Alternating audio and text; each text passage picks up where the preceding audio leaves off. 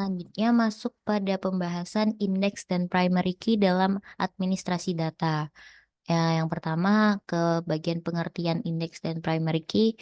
Untuk indeks sendiri ini merupakan struktur data yang memiliki kegunaan untuk meningkatkan kecepatan dalam pencarian dan pengambilan data pada tabel database. Indeks ini dibuat menggunakan satu atau beberapa kolom dalam tabel. Kemudian ada juga yang namanya primary key. Ini tuh kolom atau kumpulan kolom yang secara unik mengidentifikasi setiap baris dalam tabel. Yang perlu diingat yaitu primary key ini harus memiliki nilai unik dan tidak boleh nol. Primary key ini juga menjamin bahwa tidak ada duplikasi data pada field tertentu untuk keperluan indexing. Nah, field yang diset sebagai primary key atau unique, otomatis dia juga diset sebagai indeks, sehingga nggak perlu ngeset secara manual sebagai indeks lagi. Nah, tadi saya sempat mention terkait unique. Jadi ada yang namanya primary key dan unique. Perbedaannya itu di datanya ini boleh nol atau nggak boleh nol. Nah, untuk yang primary key nih, field datanya itu nggak boleh nol. Sedangkan unique ini bisa berupa nol. Oke, sekarang masuk pada keuntungan atau keunggulan menggunakan indeks dengan primary key. Ini tuh bisa akses ke suatu baris tertentu itu bisa menjadi lebih cepat. Kemudian indeks juga bisa membantu dalam pencarian data, pengurutan data. Terus selanjutnya juga bisa yang nantinya akan meminimalkan waktu respon untuk data yang besar gitu.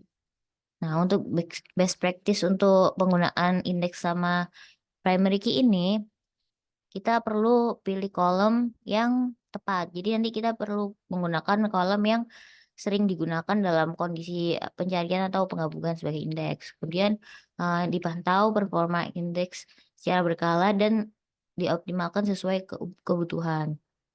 Terus juga jangan terlalu banyak menggunakan indeks karena ini nanti akan memperlambat operasi.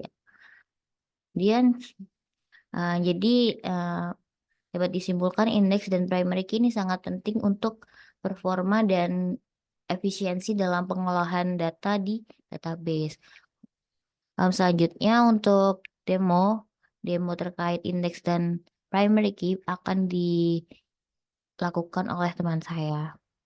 Step pertama akan dibuat contoh tabel, yakni dengan nama tabel employees 2, karena sebelumnya sudah ada tabel employees, dan mempraktekkan mengenai primary key. Jadi di sini dibuat tabel dengan nama employees 2, di mana untuk kolom yang pertama, yaitu mengenai ID karyawan atau employee underscore ID, bisa menjadi primary key. Jadi tidak boleh ada employee value dari kolom ini yang sama. Oke, coba di run. Comment completed successfully. Mari kita coba untuk insert beberapa data ke dalam tabelnya. Jadi di sini nilai 1, 2, 3, dan 4 ini akan masuk ke kolom employee.id, di mana ini primary key. Jadi tidak boleh ada value yang sama. Nah, coba tampilkan tabelnya. 1, 2, 3, 4 seperti ini.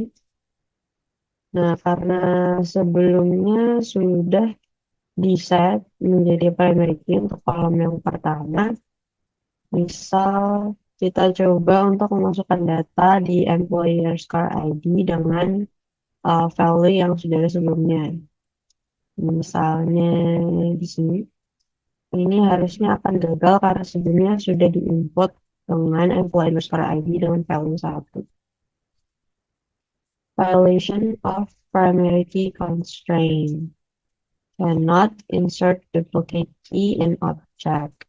The duplicate key value is 1. Oke, dan itu karena statement has been terminated. Oke, selanjutnya akan didemonstrasikan mengenai indeks.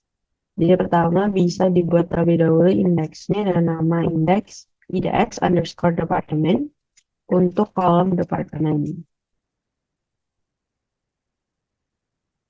Successful. Kemudian karena dengan adanya indeks mempercepat query, mari kita coba untuk mencari value departemen di mana filenya adalah sales. Ada satu. Kemudian untuk melihat ada indeks apa saja dengan query exact sp underscore help index dengan nama tabelnya. Kemudian ada dua daftar indeks nama di sini. Sebelumnya yang kita buat dan untuk menghilangkan indeks tersebut kayaknya adalah dengan drop index nama indeks on tabel. Jadi, coba successful dan mari kita coba lihat kembali apakah sudah menghilang. Oke,